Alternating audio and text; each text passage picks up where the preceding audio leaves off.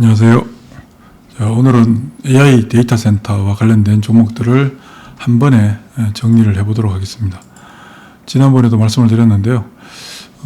대신에 이제 편입되는 각각의 영역들로 구분을 해서 그 각각의 영역들에 들어가는 종목들을 정리를 했는데, 모든 종목을 정리한 게 아니라 시가총액 5천억에서 3조 원 사이에 있는 종목들로 압축해서 정리를 한번 해봤습니다. 내용을 좀 디테일하게 얘기하면 이거 가지고 몇 시간씩 얘기를 해야 되는 상황이니까 최대한 간단하게 나열을 해보도록 하겠습니다. 완전 가이드라고 할 수 있고요.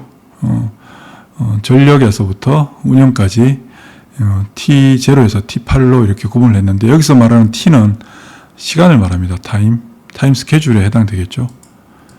자, 첫 번째 이제 T0는 땅을 준비해야 되고, 이거는 저희가 관계없는 얘기고요.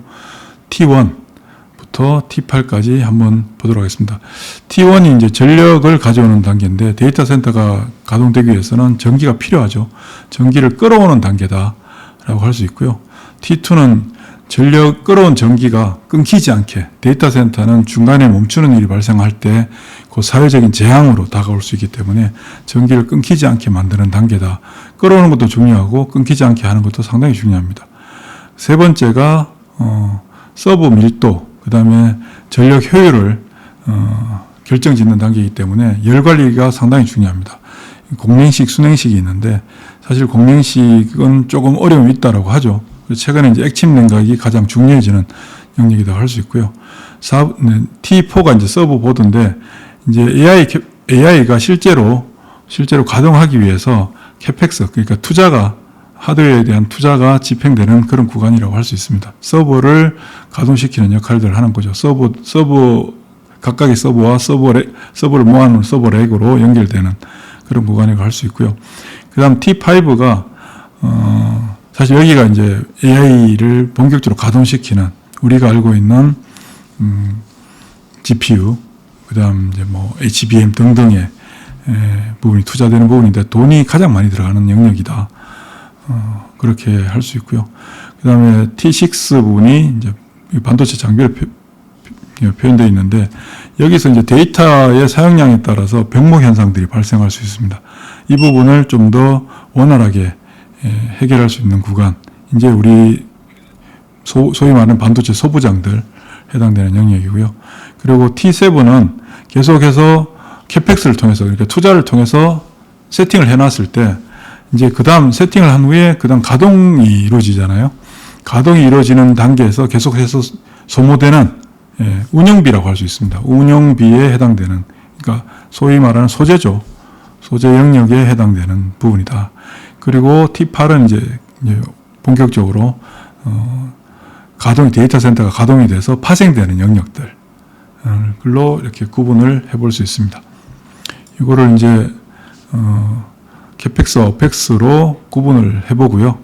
아까 말씀드렸던 T0에서 T0는 사실 의미가 없으니까 T1에서 T8, 여기에 해당되는 각각 영역에 해당되는 종목들, 그러니까 이 8가지에 관련된, 예를 들면 뉴스를 봤다. 그럼 여기에 해당되는 종목이 뭐구나 라고 인지하고 이제 대응할 수 있는 어떤 그런 사항들을 우리가 미리 알고 있는 게 중요하겠죠. 그래서 캐펙스는 AI 데이터 센터를 만드는 데 들어가는 돈이고, 오펙스는 운영하는 데 들어가는 돈이다. 그러니까 초기에 설비 투자, 그 다음에 계속해서 지출되는 운영 비용을 얘기한다라고 볼 수 있습니다. 그 다음에 이제 T1에 전력이 들어와야 되겠죠. 전력이 들어오는 과정에서 송전 설비, 변전 설비, 고압 케이블, 그리고 변압기, 차단기 등등이 필수적으로 필요하다. 대표적인 기업이 이제 우리나라의 HD 현대일렉트로닉, 그다음에 LS 일렉트릭, 이렇게 볼 수 있습니다. 그리고 대한전선, 여러분들 많이 아는, 그리고 최근에 주가 가장 많이 올랐던 효성중공업 등등이 포함되어 있습니다. 그다음 전력 안정화를 위해서 필요한 게 UPS고 ESS입니다. 여기에서 우리가 알 수 있는 기업들, ESS는 삼성 SDI, LG 에너지솔루션, 그리고 SK온 등에 해당되겠죠. 그 다음에 여기도 LS 일렉트로닉이 들어가고, 효성중공업 똑같이 들어갑니다. 그리고 가스터빈, 발전 설비를 하는 두산 에너빌리티, 그 다음에 효성 TNC, 그리고 PNT, ESS, 장비를 배터리 장비를 만드는 회사죠. 그리고 냉각 단계에서 여기에서 해당되는 회사들이 뭐 여러 가지 있습니다만은 한중 NCS 같은 경우는 ESS에 냉각을 하는 회사고요. GST는 서버에 냉각을 하는 칠러를 만드는 회사입니다. 간단하게 살펴보고 있는 중입니다. 그다음 서버 PCB, 서버 렉이죠. 여기에 이제 우리가 보통 알고 있는 서버라고 할 수 있는데 여기 이제 PCB가 핵심적인 어떤 역할들을 합니다. PCB, MLCC도 들어가고요. 삼성전기부터 시작해서 쭉 이렇게 기업들을 나열할 수 있습니다. 그 다음 이제 테스트. 여기가 이제 GPU도 사용되고 HBM도 사용되고 그리고 여기가 가장 돈이 많이 들어가는 영역이다라고 말씀을 드렸는데요. 여기에 해당되는 대표적인 기업들이 이렇게 나열되어 있습니다. 조금 이따가 각각의 영역의 종목들을 살펴볼 텐데요.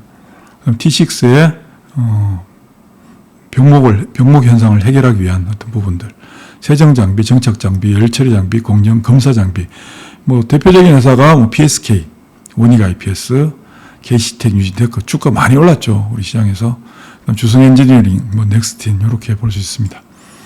그 다음에 소재 대표적인 회사가 동진세미캠이죠. 동진세미캠, 하나모티리얼즈, ENF 테크놀로지, 뭐 SNS텍, 원익 QNC 뭐 이렇게 볼 수 있습니다. 그리고 이제 마지막으로 운영이 이루어질 때 이 데이터 센터를 통해서 발생하게 되는 파생적인 부분, 로봇이 이제 가장 큰 영역이 되겠죠. 로보티즈, 유진, 고영, 현대로보틱스, 두산 로보틱스, SFA, LS 일렉트로닉 뭐 이렇게 연결되어서 볼 수 있습니다. T0에서 T8까지 제로, 8 같은 T0에서 TA까지 해당되는 대표적인 기업들을 이렇게 나열을 했고요. 여기 갈로 안에 보이는 게 이제 시가총액입니다. 시가총액이고 이것을 T1부터 한번 보도록 하겠습니다. T1의 전력을 담당하는 회사는 대표적인 게 일진전기가 있죠. 시가총액 2조 8천억이고요. 여기서 등락률 표시된 것은 2024년 12월 30일 기준입니다. 12월 30일 기준으로 120% 올랐다. 대표적으로 요거 내용은 한번 화면을 통해서 보시면 될 것 같고요. 일진전기, 가온전선, LS에코에너지, 재룡전기. 그러니까 T1을 담당하는 전력을 가져오는 데 담당한 회사들은 여러 가지 회사들이 있습니다만은 시가총액 5천억에서 3조 원 사이에 있는 종목, 이렇게 4종목 정도로 볼 수가 있고요. T2, 전력을 안정화시키는 데 있어서 필요한, 그러니까 UPS, ESS 등등이죠. 시가총액 5천억에서 2조 원 사이에 있는 기업들은 GNC 에너지, 비상발전기, 가스 엔진을 하는 회사입니다.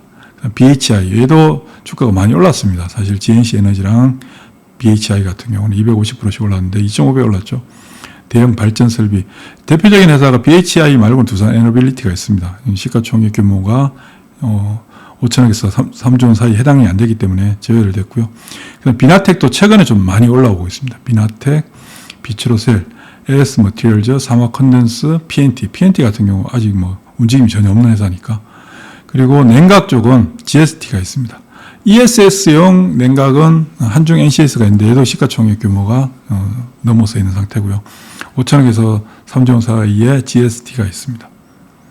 그리고 T4 서버 쪽에 서버와 서버렉에 해당되는 종목은 코리아스키트, 다 PCB 업종이죠. 코리아스키트, TLB, 대덕전자, 태성, 서진시스템 이렇게 정리를 할 수가 있고요. T5에 해당되는 후공정 쪽에 대표적인 회사가 두산 테스나도 있죠. 심텍, 테스, 하나마이크론, 두산 테스나, ISC, TSE, SFA 반도체. 최근에 SFA 반도체가 좀 급등을 하는 모습입니다. 절대 주가가 좀 싸게 형성되어 있기 때문에 SFA 반도체 주가가 지난주 금요일 종가 5,490원이니까 개인들이 뭐 저가주 많이 접근을 하는 그런 모습입니다. 그럼 T6에 해당되는 반도체 대표적인 장비회사 HPSP, 유진테크, PSK, KC텍 이것도 아직도 시가총액 1조 언저리에 있다 볼 수 있습니다. 그리고 두 번째 이 종목이 많아서 넥스틴, FST, STI, 테스 다 좋은 회사들이잖아요. 그 주가 상승률도 아직 크지 않은 종목들이 많이 포진되어 있습니다. T6에 보면 HPSP는 아직 움직인 적도 없고요. 그리고 KC텍도 상대적으로 덜 움직였죠. PSK나 유진테크에 비한다면. 그리고 STI, FSD 마찬가지입니다. 넥스틴, 테스가 제일 많이 올랐고, 그 다음에 소재 쪽에는 ENF 테크놀로지, 코미코, TCK, 하나머티리얼즈 있는데, 최근에 하나머티리얼즈의 움직임이 조금 남다르게 나타나고 있습니다. 예, 두 번째, SNS텍. SNS텍은 EUV 노광 쪽, 블랭크 마스크죠. 마스터가 EUV 펠리크네요. 노광장치 쪽은, 노광장치는 네덜란드 ASML이 하는 거고, SNS텍, 동진세미캠도 움직임이 없었다가 최근에 이제 움직임이 좀 나타나주고 있습니다. 그리고 원익 QNC, 솔브레인 다 만만하게 접근할 수 있는 종목들입니다. 그 다음에 이제 AI 데이터 센터를 통해서 활발하게 움직일 수 있는 게 로봇들인데, 이미 로보티즈 같은 경우는 10배 올랐고요. 원익홀딩스도 10배 올랐죠. 아직까지 시가총액 5천억에서 3조 원 사이에 있는 종목을 보면 최근에 사면이 잘 움직이고 있습니다. 사면이 600% 가까이 올랐고요. 현대무백스도 600% 올랐습니다. 클로봇도 550% 올랐고, SPG가 최근에 올라와서 230% 올랐고요. 고영도 200%, 유일로보틱스 170%, 유진로봇 145%인데 아직도 로봇주는 추가 상승이 가능하다. 단 변동성이 워낙 크기 때문에 그에 대해서 어느 정도 좀 조심을 해야 된다라고 할 수 있겠습니다. 내용은 사실 되게 방대한데요. 여러분들이 원하는 거는 그래서 뭔데? 해당되는 영역, 각각의 영역에서 해당되는 종목들을 지금 현재 정리를 해드렸습니다.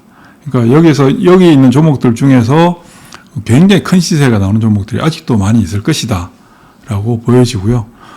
대응은 그때그때 그 종목들의 움직임이 나타날 때 즉각 적절한 대응을 해야 되겠죠. 미리 이 종목이다 라고 막 이것도 중요하겠지만 지금 보여드렸던 종목들 중심으로 정리를 좀 하셔서 준비를 하고 있다가 대응을 좀 해나가시면 좀 편안하게 할 수 있을 것이다 라고 생각 들고, 나는 대응이 어렵다 하시는 분들은 매매폴더로 오시면 됩니다. 매매폴더에서는 대응을 다 하고 있기 때문에. 자, 아무튼 주말 잘 보내십시오.